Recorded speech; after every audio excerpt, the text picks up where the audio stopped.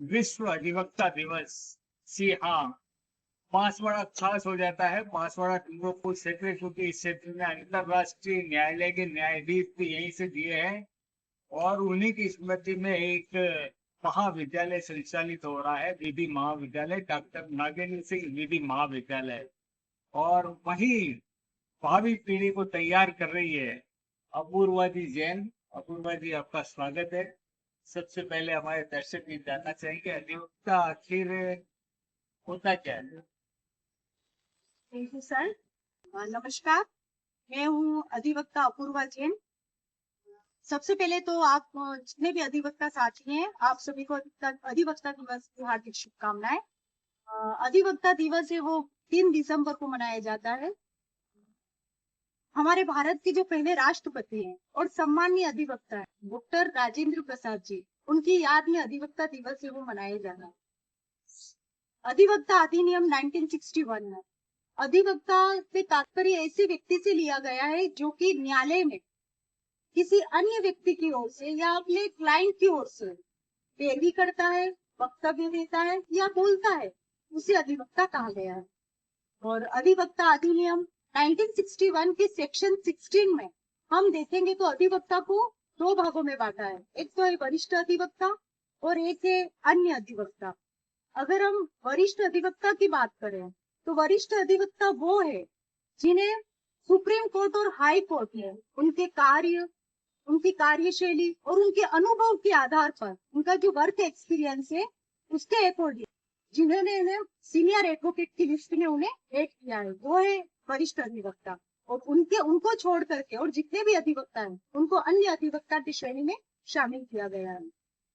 आज हम देखते हैं कि एलएलबी, जो विद्यार्थी एलएलबी कर रहे हैं, तो एलएलबी द्वितीय वर्ष में ही एक सब्जेक्ट है professional ethics and accounting system, नैतिकाचार एवं लेखांकन पद्धति, जिसमें एक पूरी यूनिट एडवोकेट एक्ट 1961, अधिवक्ता अधिनियम 1961 दे रखा है, जिसमें सारी डिटेल्स एक एडवोकेट के बारे में दे रखी है कि एक अधिवक्ता क्या होता है, एक अधिवक्ता के अधिकार क्या है, एक अधिवक्ता के कर्तव्य क्या है, एक अधिवक्ता को कोर्ट में न्यायाधीश से, अपने क्लाइंट से और अपने अधिवक्ता साथियों से कैसा व्यवहार करना चाहिए, सबके बारे में उसने उल्लेख कर रखा है।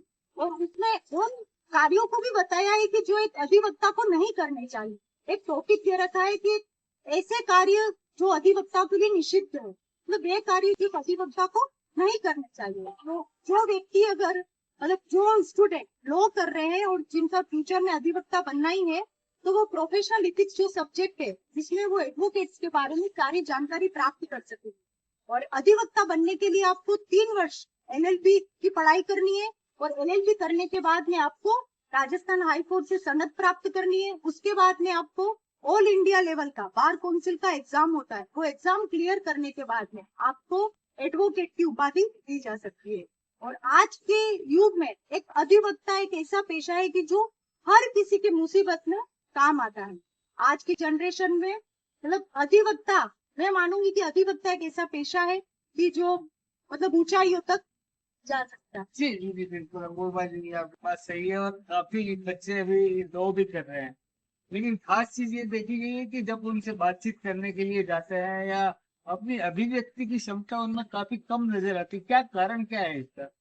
जो बच्चा एलएलबी में जब प्रथम वर्ष में एंट्री करता है तब उसमें थोड़ा सा डर होता है कि मैं लो कर पाऊंगा या नहीं कर पाऊंगा। लेकिन आप प्रथम वर्ष के स्टूडेंट को देखें और फिर सेकेंड ईयर और थर्ड ईयर को देखें, उनमें इतना बदलाव आएगा कि वो मतलब अपना नंबर जो सेव करते हैं मोबाइल में, लो होने से पहले ही भी एडवोकेट लगा देते हैं। फर्स्ट ईयर में वो थोड़े से डरे हुए रहते हैं, लेकिन सेकेंड ईयर थर्ड ईयर में तो वो एडवोकेट बन चुके होते हैं प्रैक्टिकली, क्योंकि वो पढ़ाई के साथ साथ प्रैक्टिस भी स्टार्ट कर जी देते जी, हैं। इसमें एक चीज मैंने और देखी, मूक कोर्ट भी कभी कभी लगती है बच्चों को। तो कहाँ वह क्या फीलिंग रहती है और क्या वो परफेक्ट हो पाते हैं? जी बिल्कुल।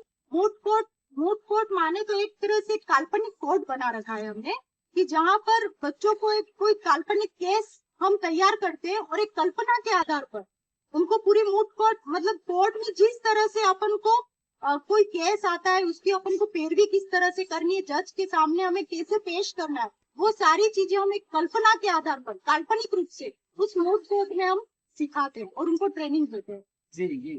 तो कई बार ये भी देखा है कि अलग अलग क्षेत्रों में भी ले जाया जाता है, बच्चों को दिखाया जाता है। तो उसका कितना प्रभाव आपको नजर आता है, क्योंकि वो बच्चे सीधा आपके टच में है।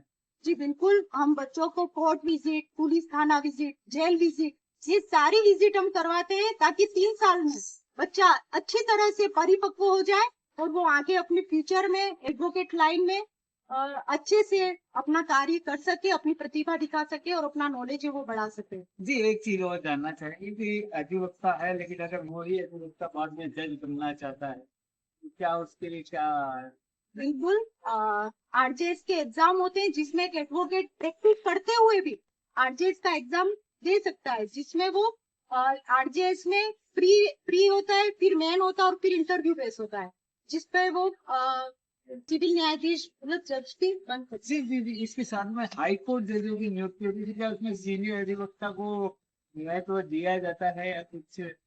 चलिए, खैर वो हाई कोर्ट का एक मामला अलग आ जाता है, लेकिन कुल जमा आज की पीढ़ी अगर वकालत करती है तो उसका भविष्य निश्चित रूप से सुनहरा है। जी बिल्कुल सर, आज की जनरेशन को हम देखते हैं तो आज की जनरेशन में बच्चा अगर लॉ की लाइन में आ रहा है तो उसका फ्यूचर ब्राइट ही है, उज्जवल भविष्य है।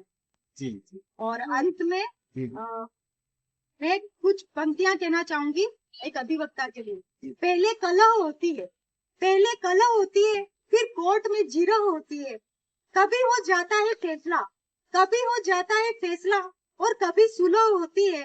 न्यायालय में तो बस बाकी यही काम है, न्यायालय में तो बस बाकी यही काम है, तारीख पर तारीख पढ़ना जैसे यहाँ आम है।